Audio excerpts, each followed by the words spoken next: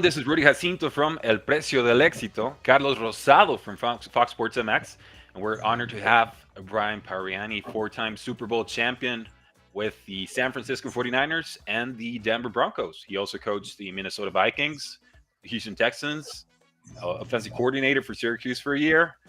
Coach, welcome on board. Yeah, great to have you. Great to be here. Excited to talk with you guys this morning. Absolutely. Carlos, thank you for getting this interview for the entire Mexican community. We'll be doing this interview in English and translating it later on different segments so we can maximize our time with Coach here. Carlos, any opening questions for the coach? Yeah, no, thank you, Coach. It's a privilege to have you here in the show and talk about ball and especially Super Bowl. And, those coaches, those teams, it's going to be fun. So it's a privilege to have you here. And how you doing, Rudy? I'm doing pretty good. So Coach, you started out in UCLA, from what I understand. And specifically, once you jumped or started working with the well, I want to talk about the 49ers, but even before that, tell us about the head coach in UCLA and how he started developing you. Because my understanding is later on he became a GM for the San Francisco 49ers. Yes, I had the opportunity before I went to school at UCLA. I began coaching back up in my hometown in San Rafael, California. My brothers and kids and at the high school that I played at. So it was kind of always in my DNA, I guess, to try to give back and help kids. And then when I got to UCLA as a student, I wanted to get involved some way in some sports. It's a big, obviously, university administration, whatever it was. And it just turned out that football was my avenue. They were looking for people to help out with the team and to do a lot of things. Like most organizations do, they need people behind the scenes. And Coach Terry Donahue, gave me my first opportunity, obviously, to get around a team, get around players, to be able to go to practice and help out. And, they were very successful at that time. UCLA was. They had won 7 consecutive bowls in a row and those kind of things. So, he was a great mentor to me and definitely gave me some big time opportunities that opened the door for what I was able to do in my career. And I really didn't know, like anything else, how far that career would go, right? You're just, you're only 25 years old and you're just trying to get started. But Coach really gave me that opportunity. What a great man he was. Yeah, definitely beloved in the community. And then you go to the San Francisco 49ers. And I don't want to dismiss everything you learned in UCLA because we see it from time to time. Now, coaches jumping from college to the NFL. Now we see Belichick jumping back to college at age 72, which is absolutely unbelievable. If you would have told us this 4 or 5 years ago, we would have been accused of being crazy. Now it's normal. It's as though college football is becoming closer and closer, more professional as the NFL is. Oh, without a doubt. You got people now today going back and forth all the time, year in and year out, where before you really, or when I started, you were really a college coach and that's what you did for your life. Because you were given to universities and that was the age that, the age groups you were sticking with. And then there were the pro coaches, right? That stayed with teams that were successful for years. If you were with an organization, you could coach there for 15 or 20 years, as San Francisco definitely being one of them with the late 90s, the late 80s and the early 90s with coaches that had been there forever and ever. How was the transition coming out of college and then coaching pro football players? That is a little bit different. How you handle that? How you learn to handle to the professional players? First getting the opportunity to go to San Francisco at that time, which was 1990, that was like a huge. It was like going to a huge corporation, right?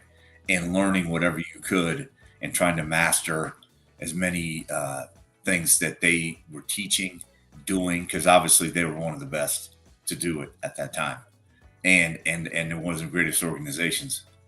And so, for me, it was an opportunity to go to work with John McVay as a scouting assistant, and to work and open the door, move back home. I was from that area. Obviously, I was born in San Francisco, and it just kept going. Each year was a new learning experience. You got more responsibility. I became a coaching assistant. I was there with Mike Holmgren before he left for Green Bay. Then Mike Shanahan came in, and that's where our relationship was built. And Gary Kubiak the last year. And then we were fortunate enough, with the picture you're showing now, obviously with Steve Young, to win a Super Bowl in 1994, which is the ultimate goal of any organization. For the 49ers, obviously, to win 5 Super Bowls was huge. They were the first ones to do it. And, I couldn't, I guess I couldn't ask for a better place to go from college right into the NFL. So it's been very special. And also, can you tell us more about the organization, the San Francisco 49ers? Because when Bill Walsh get there, he installed all the West Coast offense, that is the whole, not only the X and O's, is for all the organization. And why San Francisco is so big? Like, they focus in details, in culture. What can you tell us about the Niners? Yeah, it's obviously at the time that I went there, Coach Walsh had already left, and Coach Seifert was the head coach. So a lot of the Coach won a Super Bowl in '89, and then again in '94. So he was Coach Seifert's won 2 Super Bowl championships himself as a head coach. Yes, the details, and that's why that organization was so special at that time. They continued to put Coach Seifert in that position, right? They continued to draft and do the things that they needed to do with John McVay, and get players, to know what their system was on offense and defense. And it was very detailed oriented. If you weren't, it came down to the last T. Everything they did in the organization was first class, and it was detailed. If you weren't detailed, you weren't going to stay, not only as a coach but as a player. And that's kind of what Mr. DeBartolo stood for, and that's what he still stands for today. In what he built, the relationships that he built with his players, the people that he's put into the Hall of Fame, himself being in the Hall of Fame. So, I'm just a little piece, obviously, of just being able to learn and grasp what's going on at that time in my life. And yes, it was very special. Obviously, some people at that 94 Super Bowl were winning their first Super Bowl, right? Some were winning they were going on to win 3 or 4 in their careers with the 49ers. So you're always at different levels in different parts of organizations from that standpoint. And winning it all is what it stands for. Everybody always remembers the Super Bowl winner. Especially when you win 4, right? That's pretty memorable. It's as much of a career as you could ask as an assistant head coach or a coordinator of any sorts. To do it once is obviously a blessing in that way, but to do it 4 times in your career and then be able to do it with an organization, obviously with the Broncos 3 times and with the 49ers, when you look back on it, not that you look back every day about it, but yeah, it is a special time of the year right now with the Super Bowl coming on Sunday, because those memories are going to last a lifetime. And obviously the accomplishments you get with winning a Super Bowl, nobody can ever take that away. Absolutely. And I actually sent Coach Carlos a link a couple of days ago about Aaron Glenn deciding that he was screaming at the TV, and his wife tells him, "Hey, so you got to go back and you're retired, but go back and coach, right? This football is your life." So he calls up Bill Parcells, tells him, "Hey, I want to be a coach or a head coach." He says, "Great. So you're going to be scouting the next year." And Aaron Glenn answers back and says, "Hey, I don't care about scouting. I want to be a coach." And Bill Parcells says, "All the great head coaches in the history of the NFL started off scouting." And that jumped out at me a couple of days ago when I was reading about your career. You started out in the NFL with the San Francisco 49ers as a scouting assistant. And then you started developing as an offensive coaching assistant. And then you became this legendary tight ends coach with Shannon Sharpe and Owen Daniels and Dennis Pitta, even Kyle Rudolph later on in your career. So how did that one scouting year influence your whatever came later on? I mean, it was like I had talked about before. The opportunity to get in there to the organization and understand how they were looking at players. They were teaching me. They were opening their doors and showing me, hey, this is how we, just sit back and listen. This is how we evaluate a quarterback, how we evaluate an offensive lineman. And every team does it their own way, right? That's how teams are successful. But it was a great year because one of the things in the West Coast offense, or I should say West Coast, but in Bill Walsh's system, George Seifert's, Mike Shanahan brought it to Denver. Gary Kubiak brought it to Houston. Was a way that the coaches really evaluate the players, of what position you're coaching, and then also the offensive players that are on that side of the ball or the defensive players that you're involved in, because they wanted, especially in the 49ers system, they wanted the coaches to be able to have a say in what was going on. Obviously, the head coach is making the final decision, or the general manager, but they wanted you to have input in what was in the player that you saw, presenting it to the organization and doing those kind of things. So when you learn that at a young age, I think you learn how to evaluate and scout players very quickly. Okay, evaluation is a great part of a great team. As you say, how you evaluate the players in all aspects of the game, in the field, off the field. Can you? The aspects of the players, like self scouting. About the scouting, and how can you make a decision of a player? Like, you evaluated how he performed on the field and how he performed outside the field. How important is outside the field as well? I think it's important, both of them.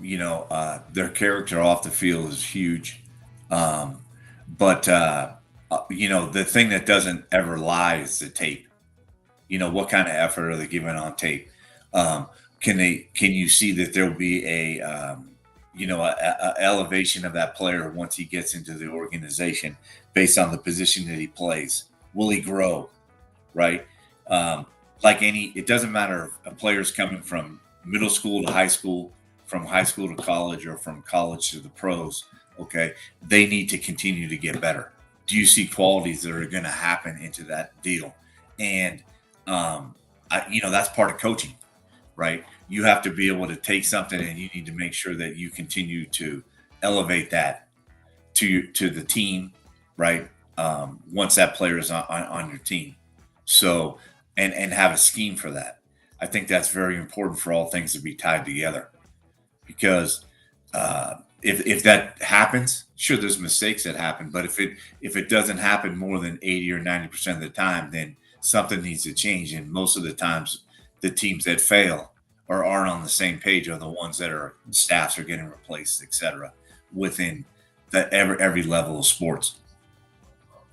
And the level of familiarity you develop with coaches and players clearly played out throughout your career. We could start with Shannon Sharpe, right? One of the all-time greats.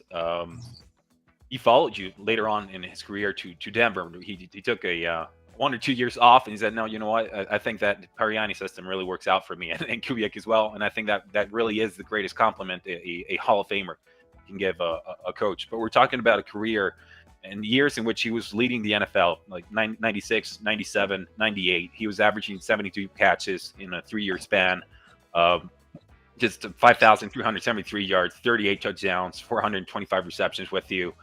And what jumped out at me when I was reading over these different moments in his career with the 49ers is how at first no one knew how to use him, right? He's not the tallest, he's not the biggest, maybe not the fastest. He was crafty, he was talkative, he was outgoing, and he had a purpose. I guess I want to ask you about your first impression of him, how you developed him as a player, or what you quickly identified about him. And maybe if it's possible, I don't know if this is too personal or not, if the Sterling Sharpe injury was perhaps a motivation for him to keep on proving how great he and his brother were, striving towards that greatness that eventually unfolded.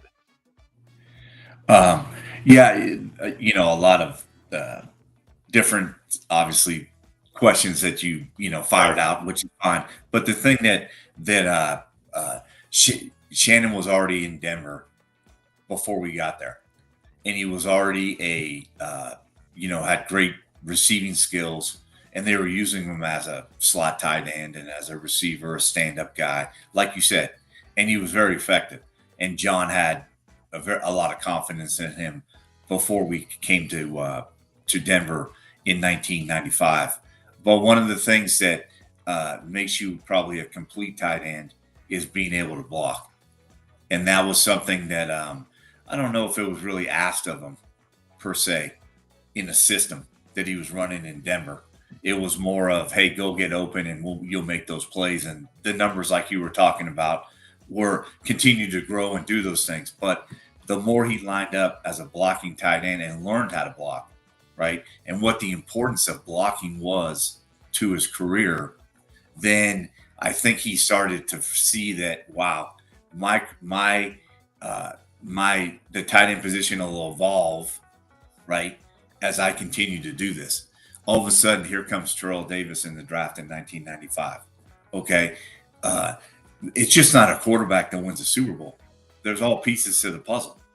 There's offense starts with the offensive line. We had receivers already. Now we needed a tight end that could line up and beat linebackers and safeties inside. And that all started because we had a great running game. It started with Mike Shanahan, and it continued, and we had that was where it started. You can run play pass, you can do all those things off of that, and it made John a better player. It made Terrell a better player. It made Shannon a better player. Rod Smith, Ed McCaffrey, and all those players became the core of our team. And as we drafted and got players that were backups behind them, that was a reason why we were able to be successful offensively to win a Super Bowl. How was a coaches? You're talking about Terrell Davis, and everybody knows about the story that he started in the special teams, and on the training camp he made a special team tackle and kept the attention of the coaches.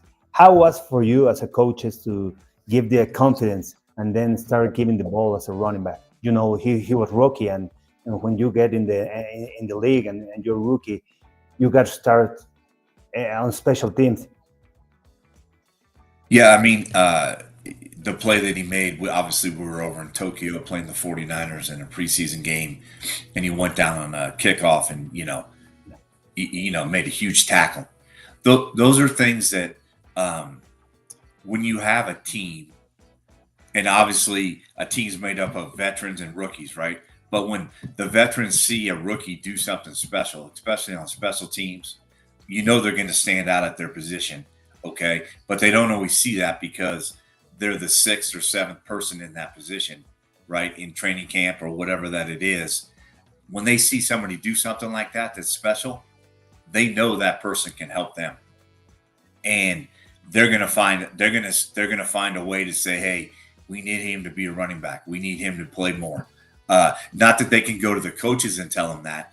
We need to see that. But what you saw was exactly what we saw in the draft. I mean, we saw a player that hadn't been used a lot in college, right, from Georgia. But he had traits that, of carrying the ball, right? He had good hands coming out of the backfield. He was a willing blocker. And those things were you're just trying to hope that, hey, the system's going to make him a great player. And going back to that, we talked about Shannon a minute ago. He may talk about, hey, all the different Pro Bowls that he's been in and those kind of things. He was a Pro Bowl player before we got there, and he continued after that. But the thing that he saw in bringing the system to Denver was that, this is a team sport and we need to win a Super Bowl. And how many pieces can we do that? And when Terrell rushed for, the 2,000 yards that he did and became that kind of rusher, that was huge. And that was basically one of the biggest things that put not so much Shannon, but one of the biggest things people don't talk about in his career when we won the second Super Bowl back-to-back was that accomplishment of having a 2,000-yard rusher. There's only been very few in the league, and obviously Terrell was one of them. And it was when we were there for those couple of years and that ride with John and Terrell, it was very special. And there's a lot of players that I can go into that were special for Mike Shanahan and Gary Kubiak as the offensive coordinator. When you're scouting tight ends, and we understand Shannon Sharpe was great before, during, and after, and he's still great. We just see him in a different facet of his life, but he's absolutely incredible. And what would you say is the different pitfalls of a young evaluator could fall into when scouting tight ends? Because it's a very difficult position. You're blocking. Sometimes you're playing as a wide tight end. Sometimes you're a little bit more spread out. Sometimes you're an H back. Sometimes you have to stretch the field. So what are the pitfalls for the modern NFL tight end scouting, if you will? Modern pitfalls. Obviously, back in the day, there was really the run blocking tight end and the receiving tight end. And it kind of got away from that a little bit in the function of the league, right? Maybe, the 2000s, they were looking for more of the, a receiving tight end, right? Teams were going to that type of style, open up the, four wides and all that. That didn't really work too much because obviously it didn't help the offensive line in that. But I think when you're looking at the position, which is very hard to evaluate, I think everybody has a different opinion of it, right? The one thing you're looking for is you're looking for somebody that has a desire to block. They already have some great receiving skills. They have hands. They have a knowledge of football, you hope. But it's a willingness. And you don't really know what you're getting, obviously, until you're on the field coaching them. But that's something that I try to evaluate. And I had tried to do through the 30 years of evaluating tight ends. And I think that the willingness of what that player is, how to develop a player, those kind of things. Obviously, Shannon was already made into that, but became a run blocker.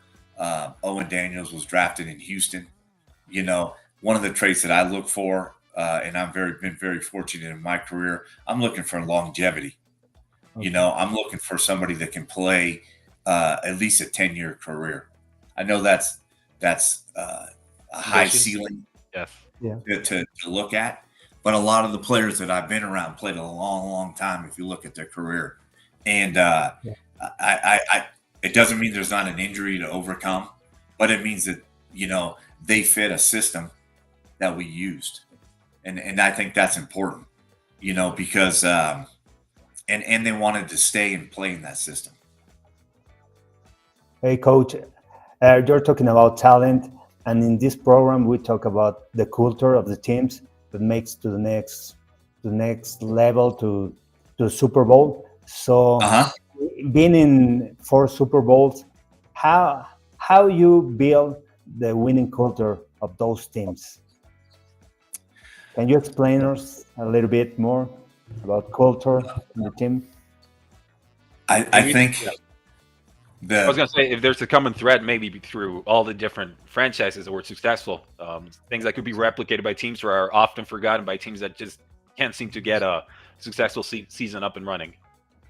I think one of the, there's a lot of slogans and those kind of things, but one of the things you're trying to do is obviously you got to have one voice. It has to start at the top. You got to have a great ownership, and obviously you got to have a great head coach who's leading your team. who's able to motivate from that standpoint. It doesn't mean that they have to be the play caller, right? Because obviously some teams have a head coach who is the play caller and the motivator. Some teams are built with the head coach being the leader and others doing their jobs. Success is obviously done by people where you can have people that are good doing their jobs. I think that's one of the most important things.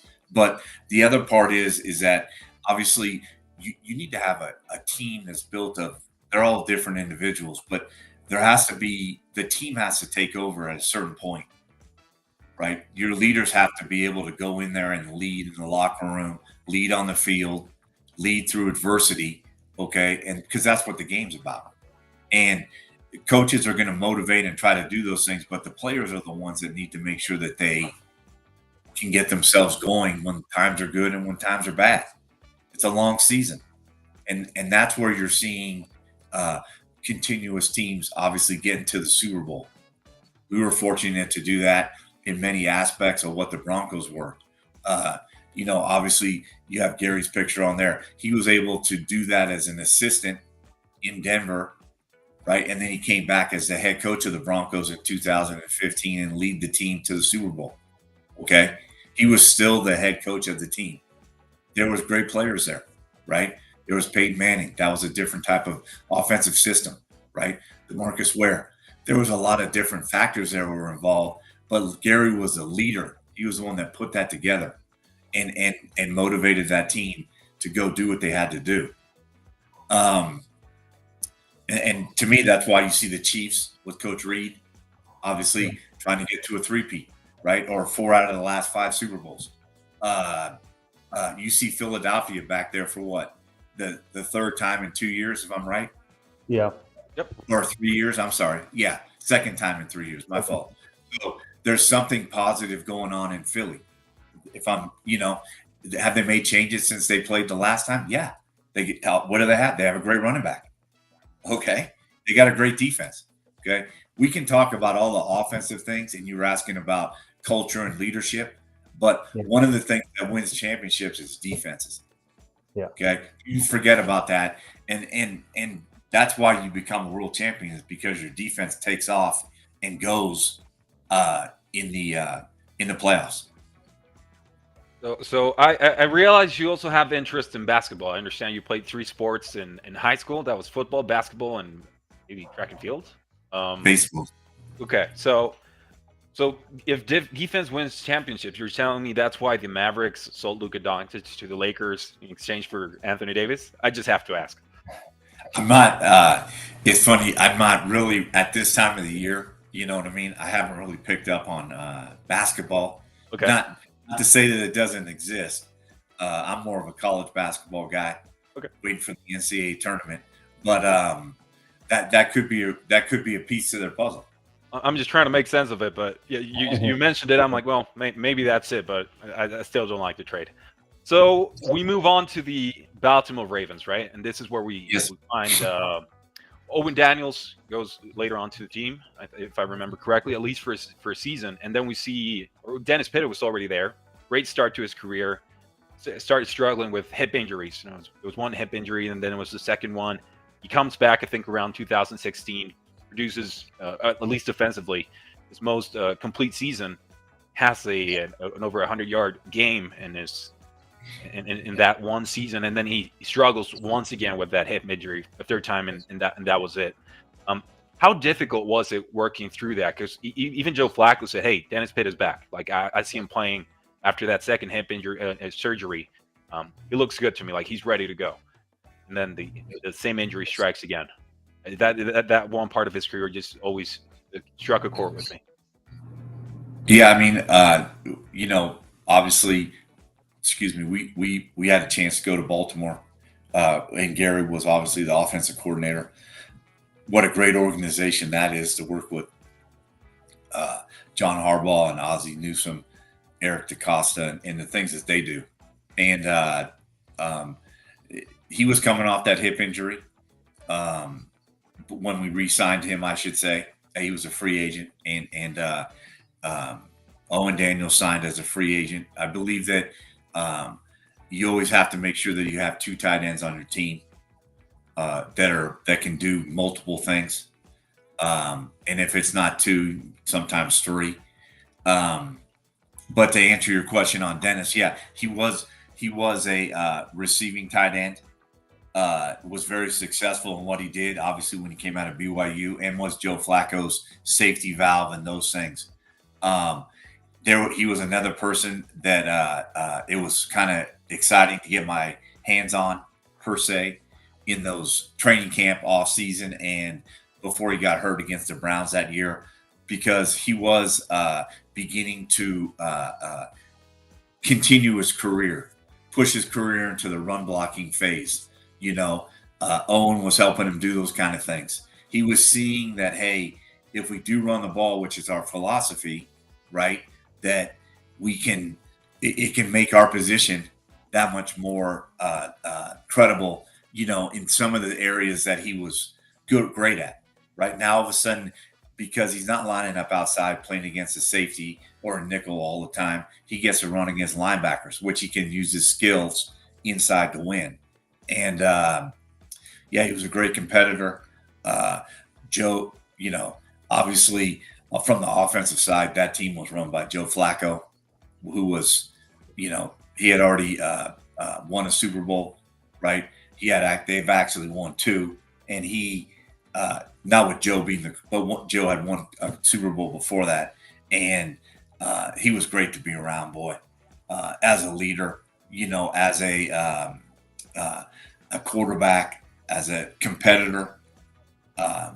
It was something special that year, and each year in the league, it's always been a special year. You try to go in and give whatever you can to a team or an organization, and that's the sad part of a season ending, basically, because whether it ends, only one team can win a Super Bowl, but when it ends, that team's probably never going to be the same again, right? There's going to be people that retire. There's going to be injuries that end people's career, right? And then there's going to be young kids that come in and take over to make the organization grow. But hip injuries are tough to deal with, as all injuries in football. It's unfortunate that he had the same one. It happened on a screen pass in Cleveland and to him, and it wasn't really a contact injury. You know what I mean? He was just trying to come out of the play once he caught the ball, and he kind of planted and went crazy. But it was he was a good kid. I say kid, but he's a great person. When we coached him, and he still is, and he gave back to football. He went into radio and broadcasting a little bit, and then now he's just continuing his career. And Dennis, and then obviously for us to be there in 2014 and Joe to be the comeback player of the year, or should have been, right, with Cleveland Browns. I know this year didn't go that well at Indy. It just shows you what kind of competitor and leader he is, to be able to play in and out with different teams, being a backup, being a starter, and an organization still wanting to be or letting you lead the team when something happens. It really was a special era. It was a special team, and it started evolving. I respect the Baltimore Ravens a lot because they just find production everywhere, except wide receivers. Historically, that hasn't been their thing, but tight ends and running backs have more than made up for it. I will say, though, Owen Daniels says you're a little bit crazy, and I quote, he talks to himself a little bit. He's always coaching. He's everybody's coach. He's a receivers coach, the linebackers coach. He lets everybody know. He puts his 2 cents in whenever he can, and he knows the playbook like the back of his hands. You're always the first one to answer questions. Is that the role you played in your team? Because obviously you're the tight ends coach, but did everybody come around to you and say, hey, so I don't know about this play. I'm a little bit confused about this. How does your, let's say, off the record role work in this different facet of your career? Yeah, I think the more you do it, obviously, and like you said, there's 29 years of experience in those things. People are going to ask you questions on and off the field. So you're not trying to step on toes and say, hey, I coach it better than you, or you don't know, and those things. But no, there's times where you can help those players and coaches, right? You can. There's things that you see right there on the field that, like, hey, we don't do that, right? We don't turn this way. That must have been something that you were taught somewhere else. Because obviously being a receiver or a tight end is all quarterback friendly into our system. The quarterback's basically the head coach of the team.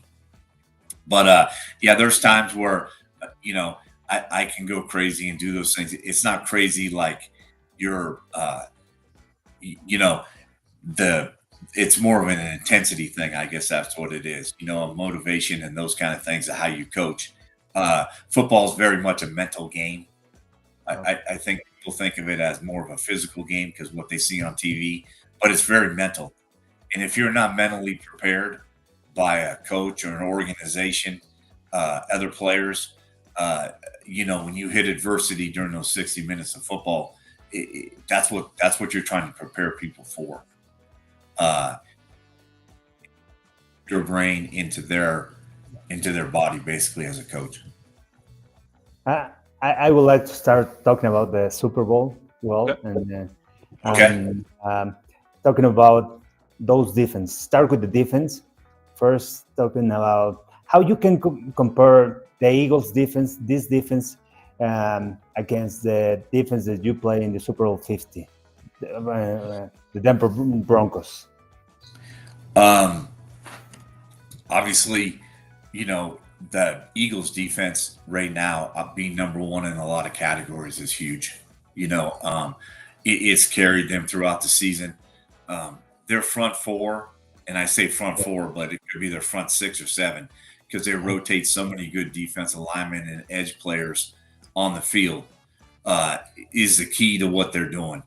Whether it's a 4-man rush, whether they blitz somebody else, they're continuously stopping the run, which is the most important thing on first and second down, getting people into long yardage situations.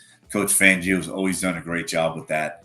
And then, he's going to start in a 2 shell like he always does, too high. And then he's going to make the quarterback think that. And then he's going to either play that or play some type of 1 high.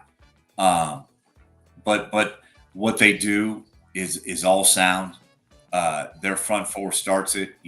Their secondary is very good, right? They've made a lot of interceptions or big plays this year, and they're what you call it. They're, as much as people want to talk about the running back and the quarterback and the tight end and the offensive line, the defense is what made Philadelphia is a blue collar city, right? I mean, their defense is what's taken them to this next step this time. What can be said in a similar line to, or comparatively to, the Kansas City Chiefs and the work that Steve Spagnuolo has just put in year after year after year? We see the Baltimore Ravens with Lamar Jackson. We see Josh Allen and the Buffalo Bills. Most of the time, we also see Joe Burrow and the Cincinnati Bengals. Just great quarterbacks, great teams, and they just can't seem to get over that hump because it's Andy Reid and attention to detail. Sure, Mahomes and Kelsey and all that offense, but to me, really, it's Spagnuolo, right? It's like, why won't anybody hire this guy as a head coach and just get him off the Kansas City Chiefs and maybe try to beat him by incorporating him instead of trying to defeat somebody who's apparently unbeatable with these timely blitzes? Coach Spags is obviously he's a great coach. I can't say enough good things about him. We were fortunate to work together in Baltimore. He was a secondary coach, and their defensive line obviously starts with Chris Jones. You cannot block him. I don't care what anybody says, whether he's playing a 1 technique, 3 technique, 2, back in, and they still do it. But I remember we were playing them, and it was the first time they moved him outside to be a rush defensive end on 3rd down. And I was like, oh my God, how's a tight end? I can't block this guy. But and this was years ago. So he's just gotten better and better over time. They do have some good defensive linemen.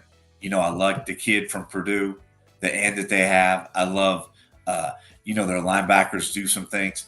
But the thing that, he's going to do is he's going to play. He's got to stop the run. He knows that.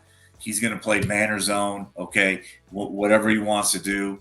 But the thing that obviously Steve does a great job of is the blitzing that he does on third down. When he gets you in third down, you got a problem. And he's going to find a way to break your protections and do those kind of things. And that's what's made him successful in a lot of the games that he's gone to. I mean, that they played in, right? You just named off all the quarterbacks, right? He stopped them all, right? The two guys should win MVP, either Lamar or Josh Allen, right? So whether you beat him at home or on the road, it really doesn't matter. So it'll be it's going to be a chess match for both teams. I think they're very evenly matched, and it's going to be an exciting game to watch. But to me, it doesn't. What it's going to come down to, hopefully, in a great football game is it doesn't matter if it's a high-scoring game or a low-scoring game, right? Somebody on the defensive side of the ball has got to make a play, right, for you to win the championship. That's really what comes down to it, right? That's the bottom line. And you got two great coordinators in Coach Fangio and Coach Spagnuolo on defense that will have their guys ready to go, and it's going to come down to who's not going to make a mistake offensively with the football. Yeah, the turnovers play a big role, especially in the playoffs and in those games. Correct. Since an offensive coordinator that you were, how you attack Coach Spags if you're the Philadelphia Eagles? I know the identity is the run game, Saquon Barkley. If you modify something, or you go straight with the same that you've been doing the whole year, like I Barkley. go with the same thing I've been doing my whole year. I'm going to do. If I'm Philadelphia's offense, I'm going to continue to run the ball. I'm going to play my RPO stuff. They're a great screen team, right? They're going to run behind that offensive line, right? Whether they're pulling guys or running the zone at people. Obviously, they've shown that against the Rams and Washington in the playoffs of what they needed to do.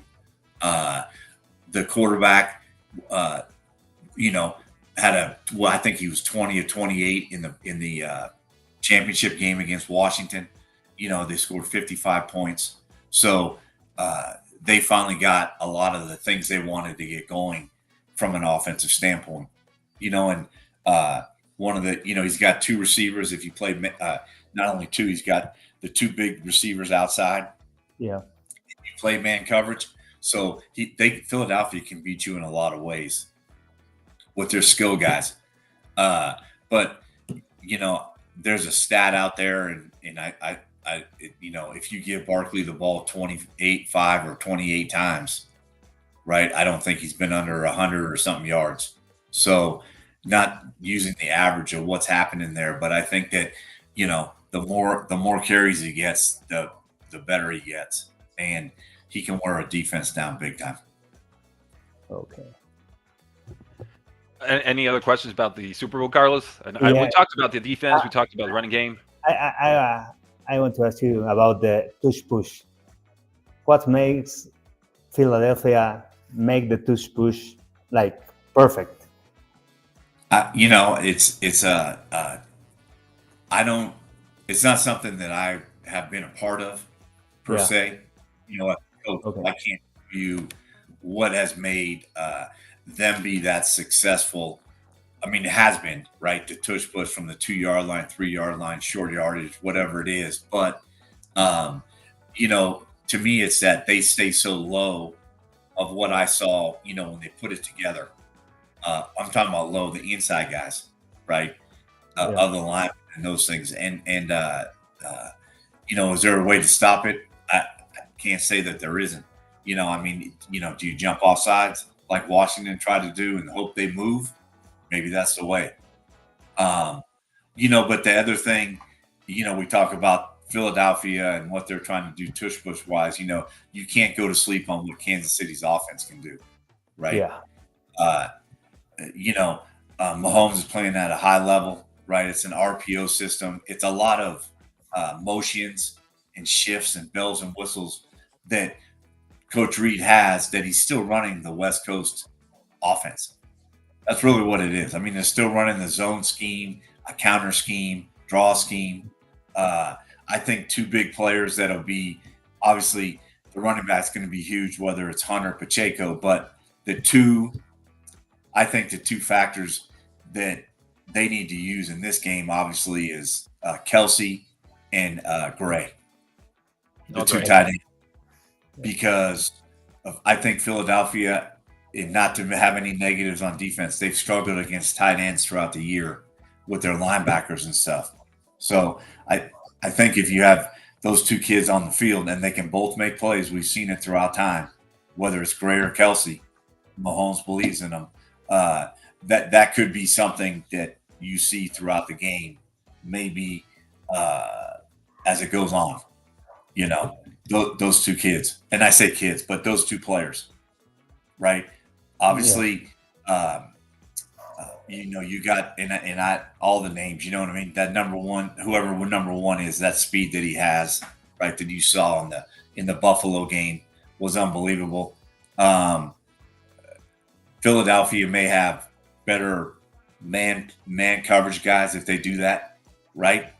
If that's something they choose to play, I don't know. And you know, Hopkins is definitely has not been a quiet player through the year, right? But he was a great addition for Kansas City. We drafted him in Houston in the first round in 2013 before he left. He's had a great career. You know, there's a kid that can go up and make some plays. He's finally getting a chance to play in the Super Bowl, right? It's a dream of his. And so, you know, he could be a factor somehow, some way. But I think the tight ends could be something, you know what I mean, that they kind of get Philly. And it's going to be it's going to be a first and second down game. Yeah. Let's be honest, right? Both those teams want to keep the ball for time. They want long drives. They want to control the clock, right? And if they can do that, they'll be successful. They want to be successful on first and second down, and they don't want to be in 3rd and 6 or 7 or 8. Yeah. That's not a good position to be in for any team. But when you're going against Spags and Coach Fangio, you don't want to be in that situation and let their defense tee off on your offense.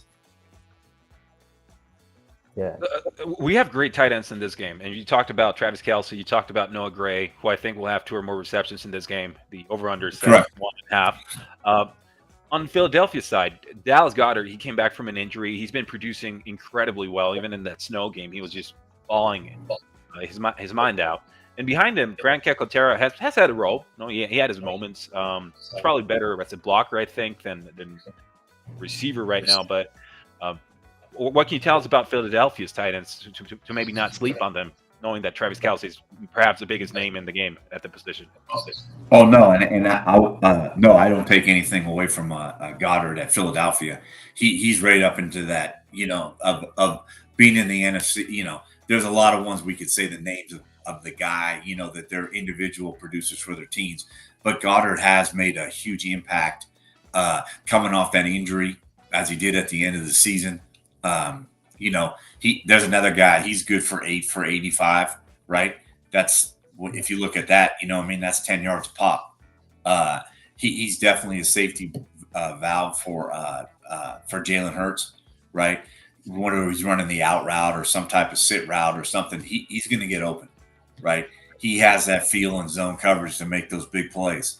And yeah, he's another guy that can run after the catch too. When he's got the football in his hand, you know, so you better make sure you bring him down. I love it. Okay. Finally, is there any tight end you prefer in this draft class? We'll be entering draft season fairly soon. I know some love Tyler Warren, others love Loveland. Is there any particular? I think it's a good tight end class this year, or a great tight end even. But is there any favorite? No, you know, it's interesting. I haven't really got into the. I've seen a lot of the players or the names, you know, through the through the college season, and then the bowl games that they play in the Senior Bowl, East West, the names that have come up. I haven't gotten it dug into like, hey, you know, this is the guy or this is who I want to, you know. better than others or whatever. But I heard it was a deep class, meaning there's players that have qualities, right? Not just necessarily the top first and second round picks, but what are you going to find in the third, fourth, and fifth round?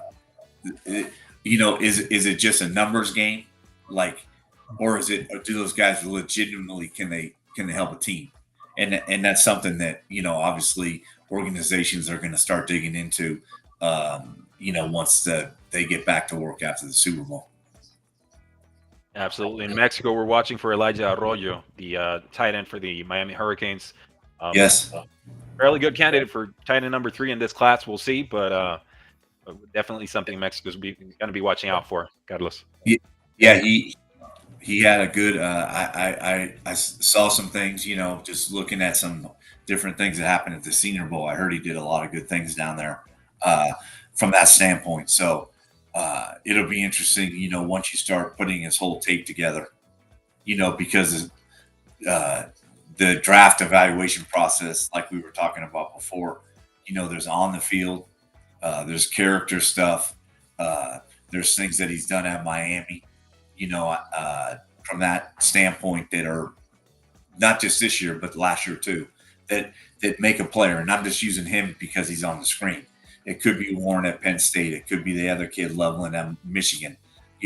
What are the characters or qualities that make him something that our organization stands for, right?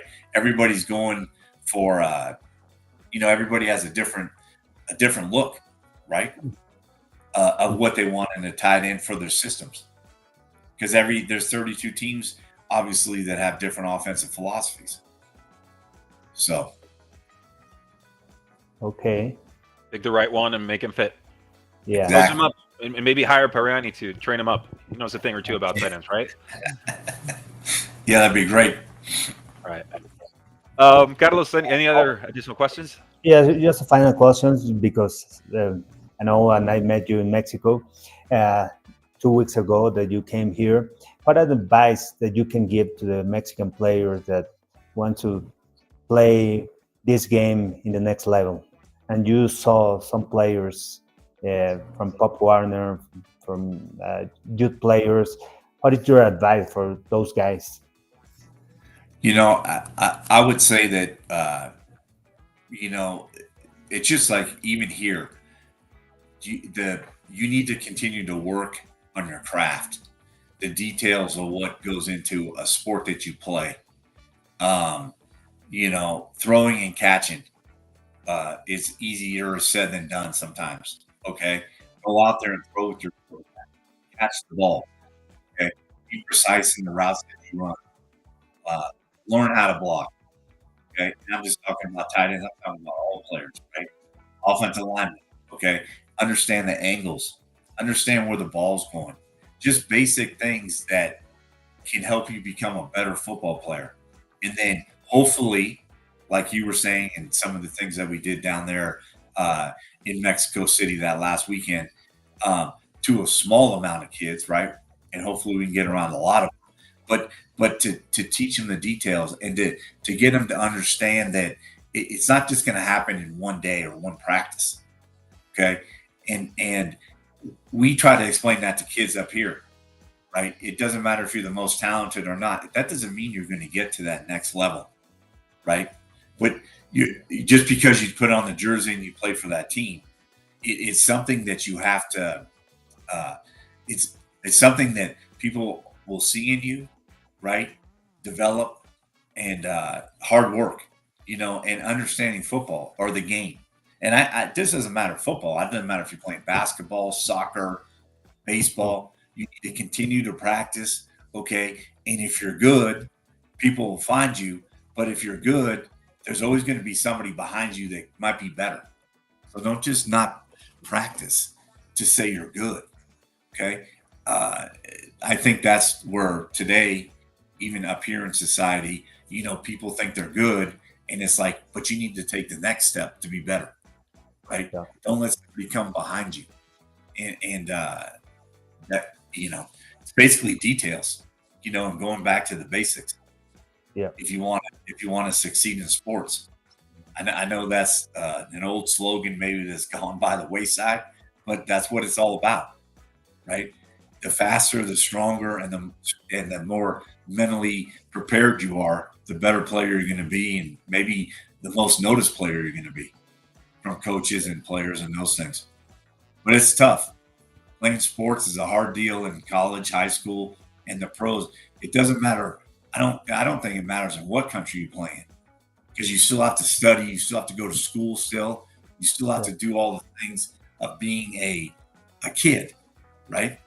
Because really that's what we're talking about in that high school or that junior high level, right? You need to be able to do all those things. And school is so important today than it was before, because a lot of schools are just giving scholarships for academics, right?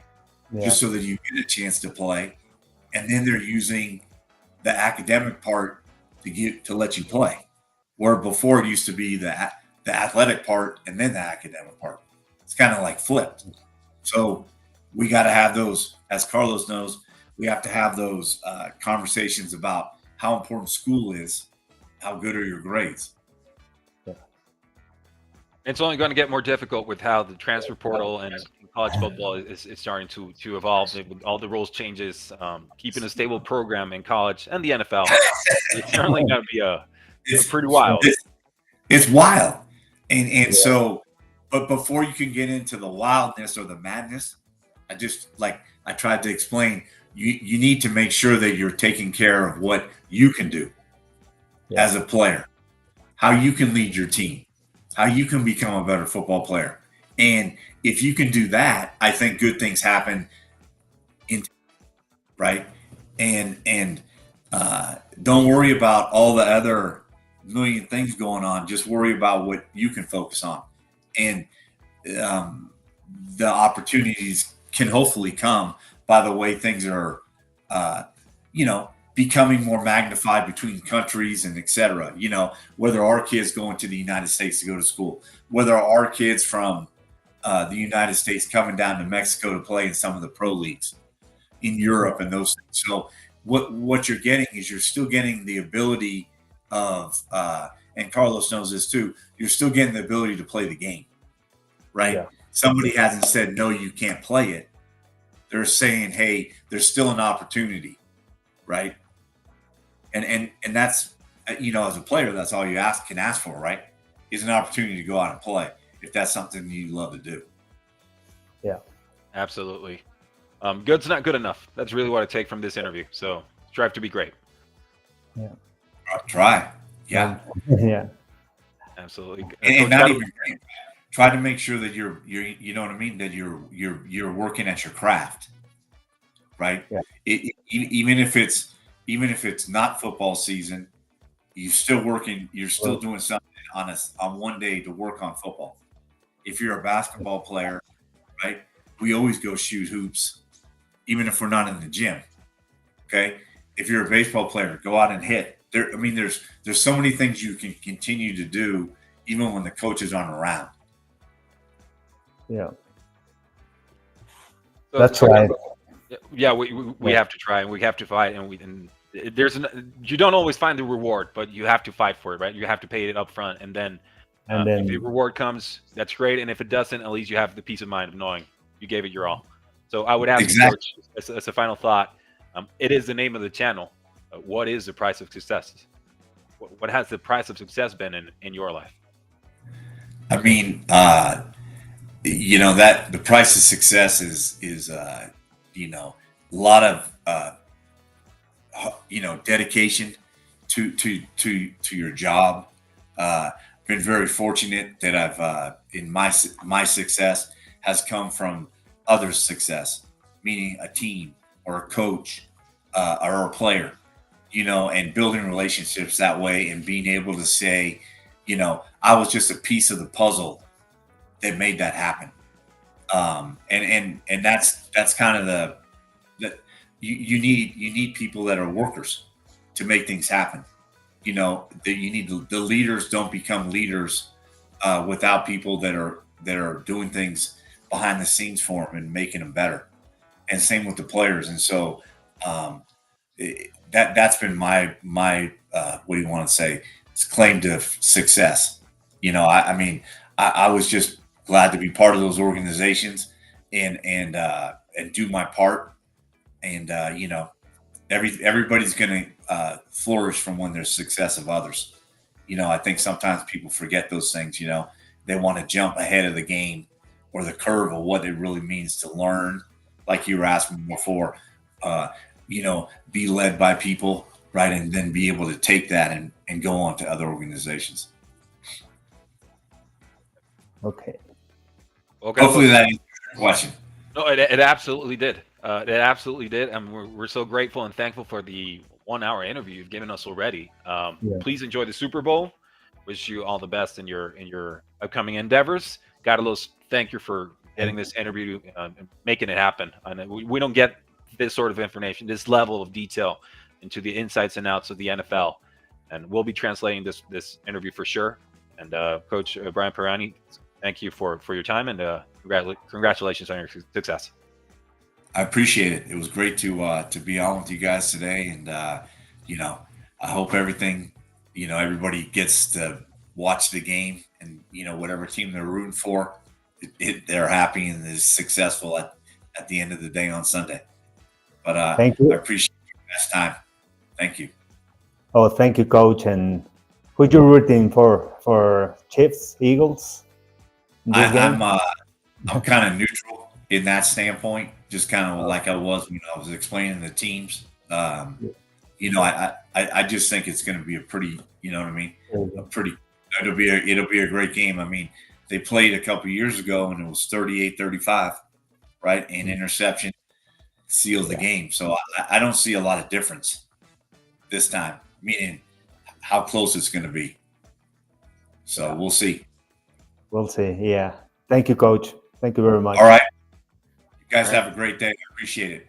Likewise, Rudy Jacinto, Carlos Rosado, Brian Pariani, thank you for dropping by. Please leave a like, leave a follow, because the NFL never sleeps, and neither do we. Until next time.